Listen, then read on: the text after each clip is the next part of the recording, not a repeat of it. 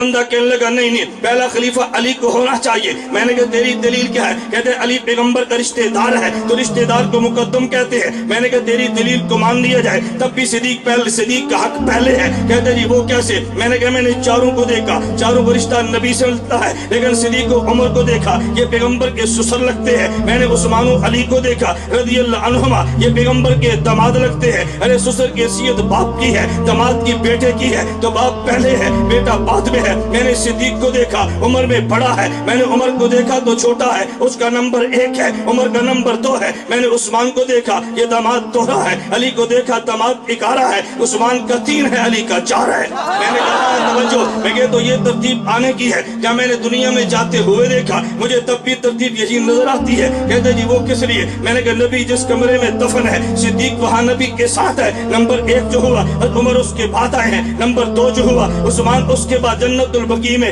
تھوڑے سے دور ہے. نمبر 3 جو ہوا علی اس کے بعد کوفہ